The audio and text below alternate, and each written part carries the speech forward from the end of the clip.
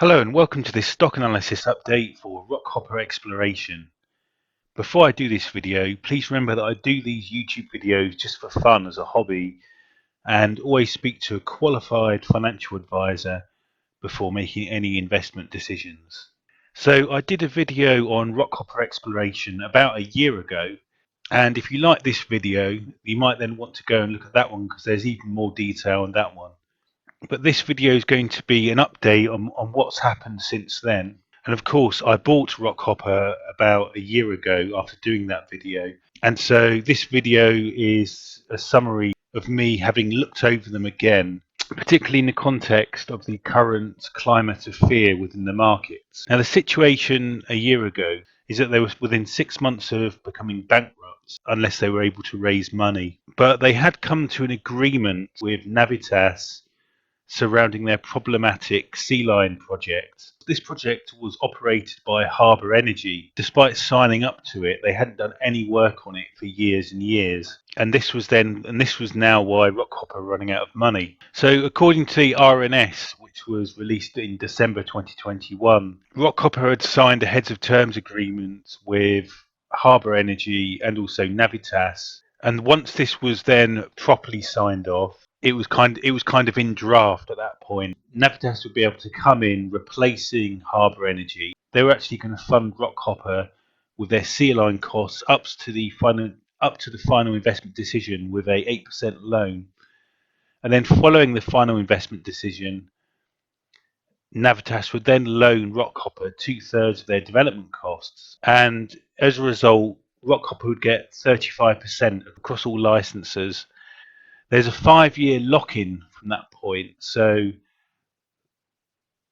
I think that means Rockhopper are stuck with Navitas till 2026 before they can switch to someone else if Navitas do the same thing to them that Harbour Energy did. But at this point of a year ago, when I made that video and did the investment, although we had this RNS, we were gambling on the next steps, which were Navitas signing the heads of terms agreement finally. And then there's this agreement of a technical and finance plan, and then the final investment decision. So I went in actually thinking that just when the heads of terms got agreed, that was what was going to then moon the share price. And I was planning to then actually sell most of the stock at that point, in the knowledge that then you still had to have the finance plan agreed and then the final investment decision for the project to succeed in the long run. Now, just focusing on the share price for a bit, since I made that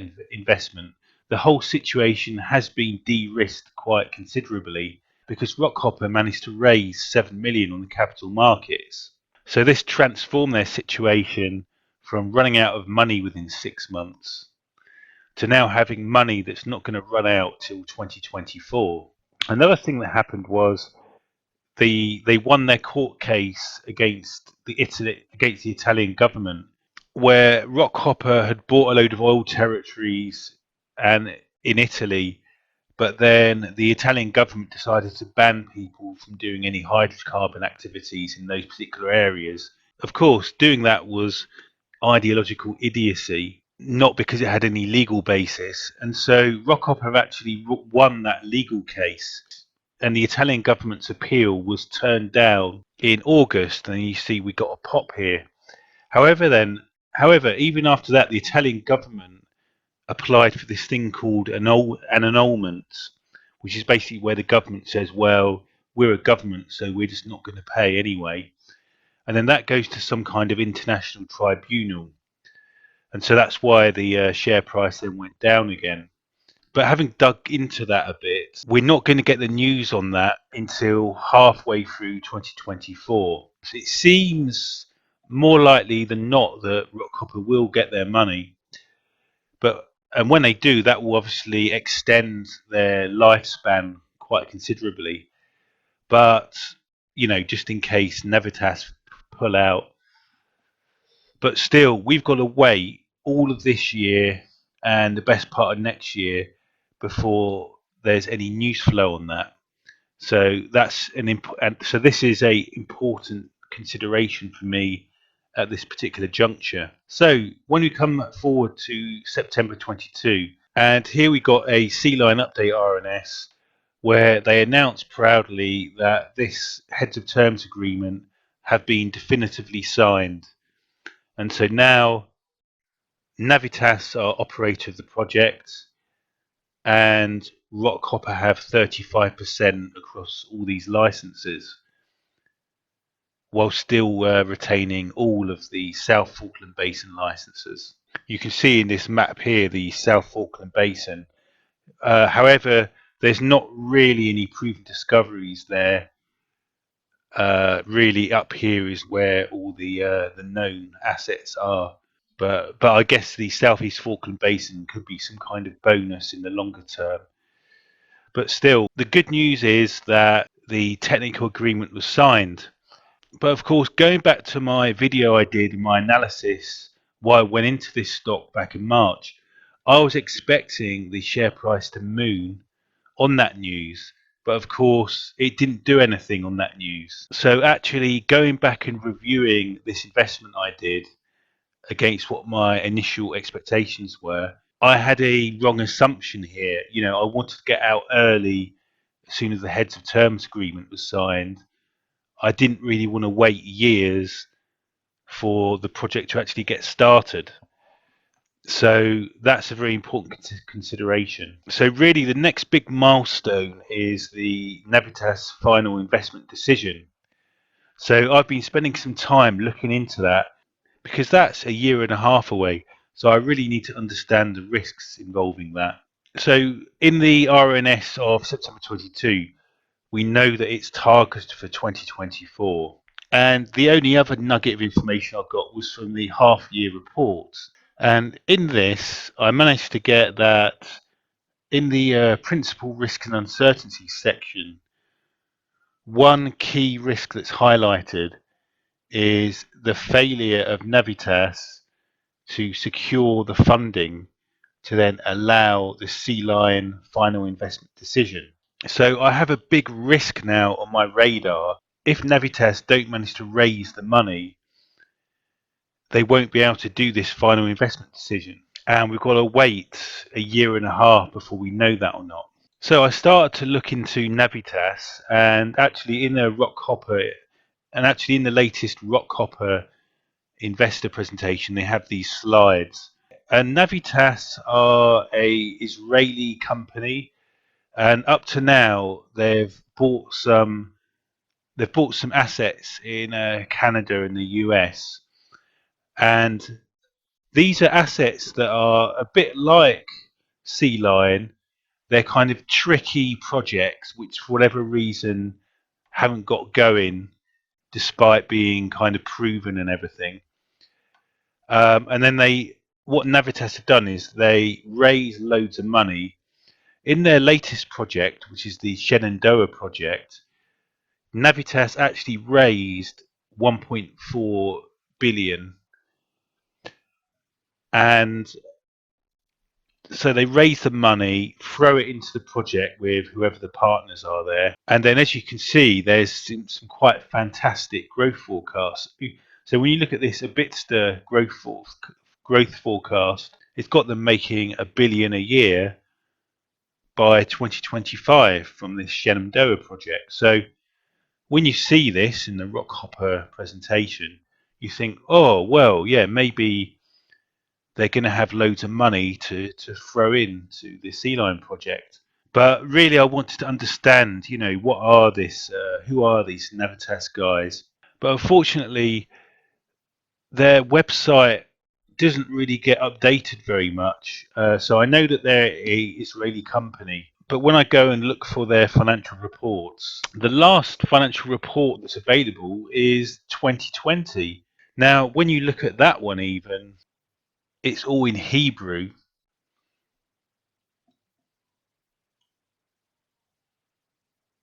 So there's no way I can understand that to have to form some kind of value decision on Rockhopper or not.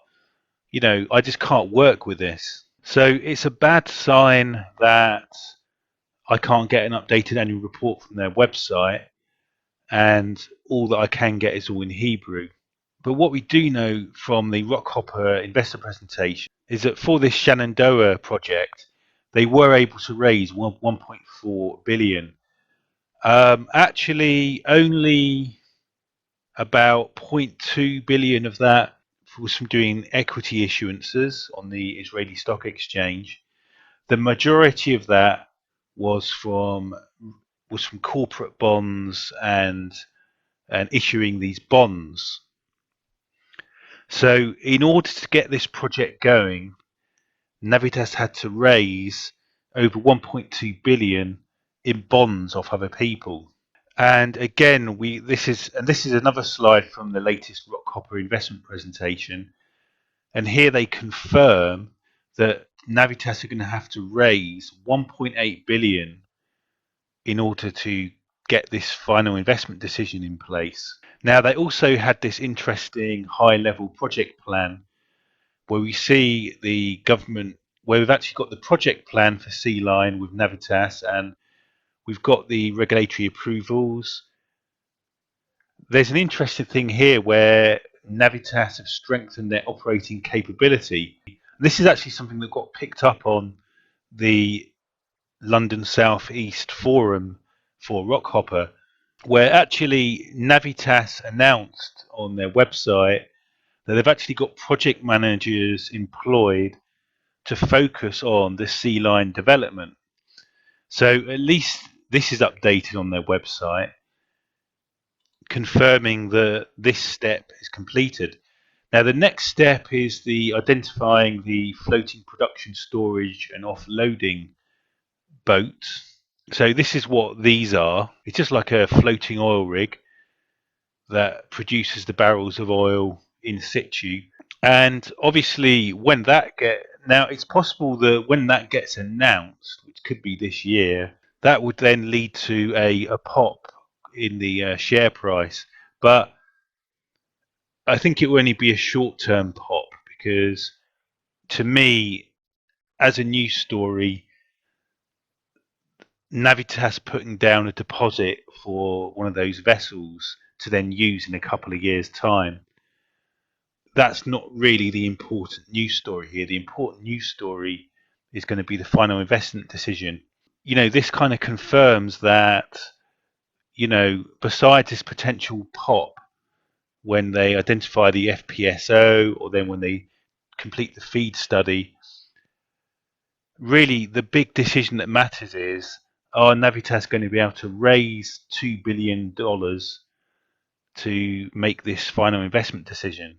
So I really wanted to investigate Navitas a bit more to work out whether they've got the kind of cash just to pay for this project off their own revenues. But of course, there's no usable annual report that I can use to help me achieve that. So I resorted just to looking at their raw financial data, which I was able to find on the Wall Street Journal website.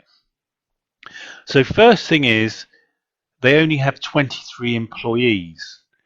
So it seems to me that they're more like a virtual project management company than the people actually doing all these operations themselves. So they'll be operator of the Falklands project, but actually contractors will be doing most of the actual work. And that gives us a bit of a clue to start with about what kind of company they are. And then in terms of financial data, we've only got data going up to the end of the first half 2022. But what I see is that they don't actually have very much cash on hand at any given time. They have 1.5 billion of long-term debt. So these are presumably all these bonds they raised to then pay for and run the Shenandoah project. When you look at their retained earnings, it's always kept around a constant amount in the negative. So that's very interesting, because that tells me that in terms of their cash flow in every given year, even if they're making lots of money as purported in these slides, particularly when we move forward to think about the situation in 2024 when they're supposed to do this final investment decision with Rockhopper. The way they seem to operate is, even when they're making this money, they just constantly make a small loss every year. That gives me a clue they might be some kind of holding company where they just take on loads of debt and then operate basically around at a loss all the time, so they don't have to pay any tax, with every year the money they do make from the investments being kind of geared, probably using hedging, of course, so that they can then pay off all these massive loans they take on, and then also pay back dividends to the shareholders. They're not actually paying dividends, by the way, but I'm guessing that that'll be the intention. And looking at their income and loss statement, I see that they're making about zero point 0.1 billion in sales, which is obviously mainly from the Shenandoah project. You can see in this slide that they were going to be making, they say, 1 billion a year by 2025. Well, we're at 0.1 billion in 2023 at the moment.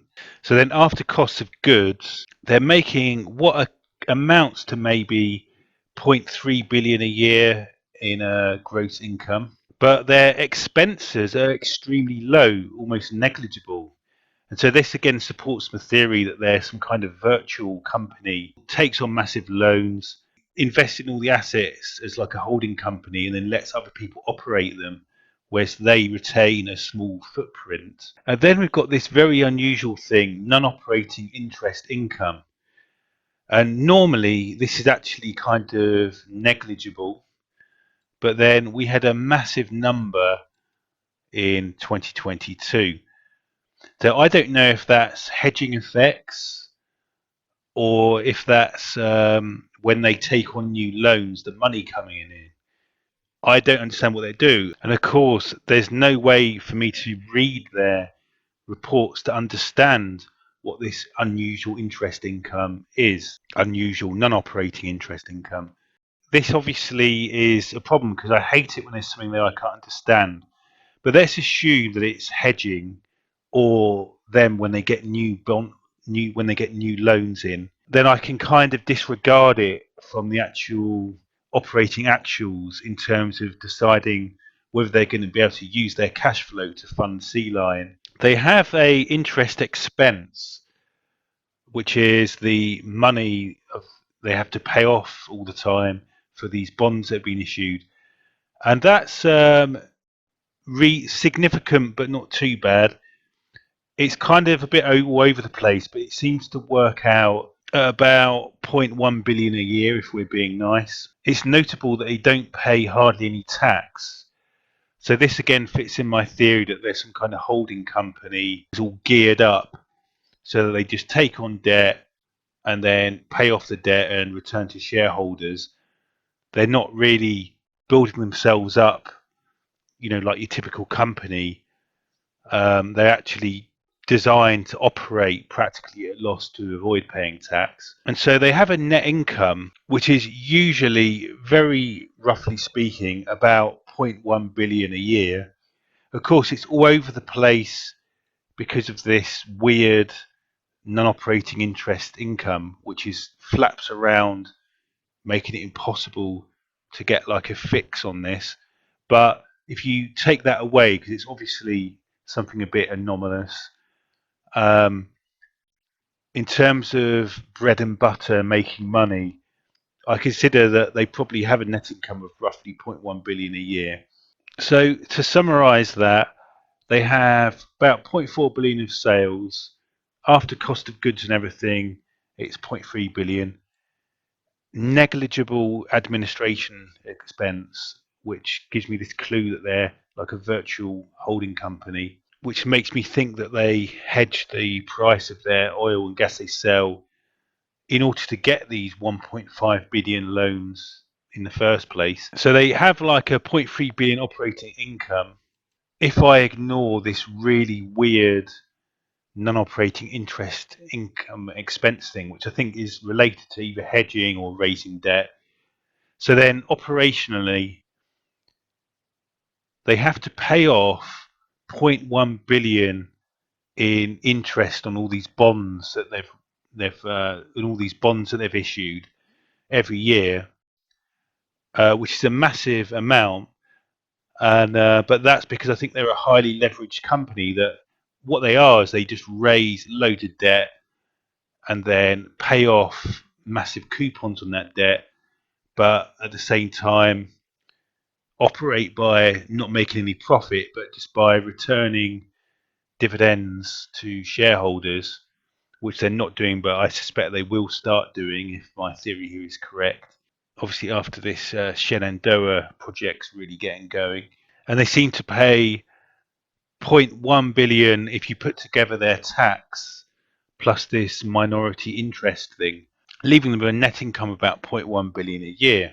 It's extremely difficult because it's all in Hebrew to understand what the hell is going on with this company. Just based on my amateur forensic analysis of their books, I'm fairly sure that they operate as a virtual holding company who raise loads of debt in form of bonds to then get going some projects which are a bit stuck for money, where they're able to use external workers, so in this case it's Rockhopper, and their own subcontractors to get these projects going and generating money. But they do this by raising huge amounts of debt, and then they operate like as a holding company where they're not making much money, but then that means they're not having to pay tax.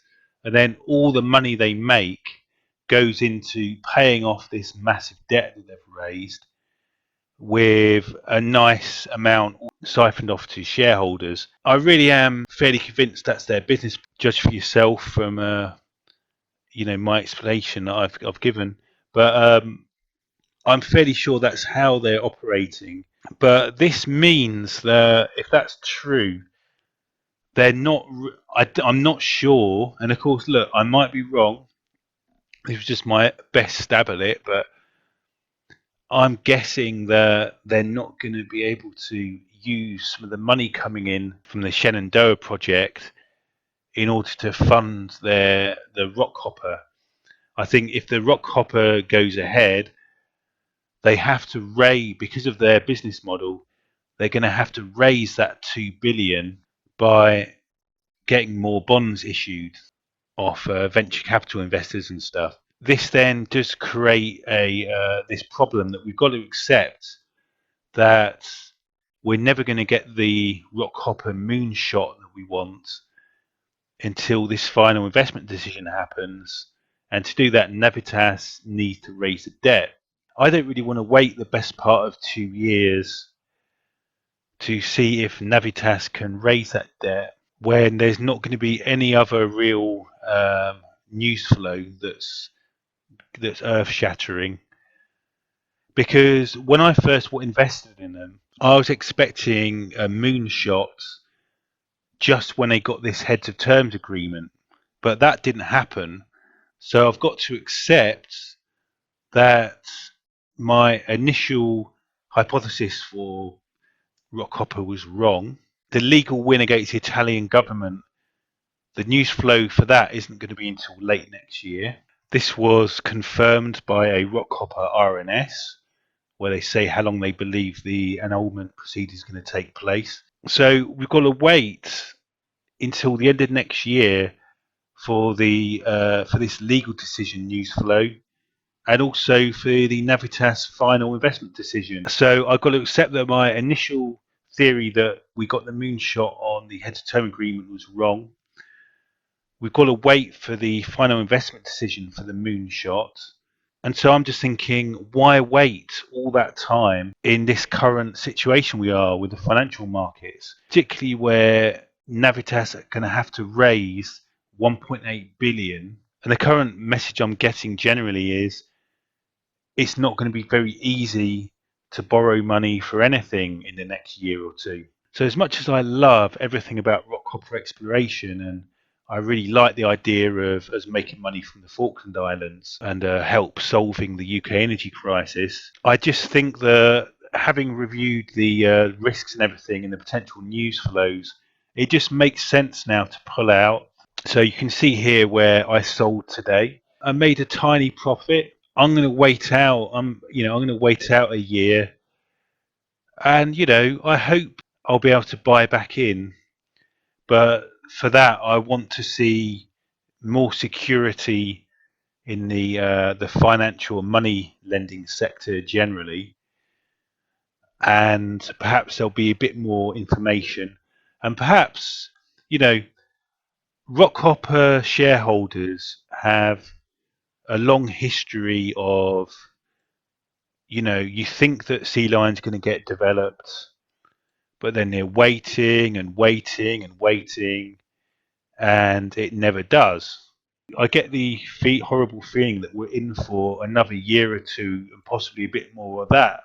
And I'm thinking that I think we're going to be back to business as usual with Rockhopper. I think there might be an opportunity to buy at a much cheaper price, where I then get a better kind of risk reward, because at the moment the change in the money lending situation, it's kind of tilted the risk reward a bit. Yeah, I think it's best for me to get out now, because my initial hypothesis was wrong in terms of just signing the heads of terms agreement, moonshotting the price. But I really do love the Falkland Islands and love Rockhopper Petroleum, and I really do hope that next year, at a lower price, I'll be able to get in here. So that concludes my video for Rockhopper Petroleum. Hope you enjoyed that or got something out of it. Make sure, though, you always speak to a professional before making any investment decision. Have a good week. Goodbye. Please read the disclaimer and remember that prices can go down as well as up.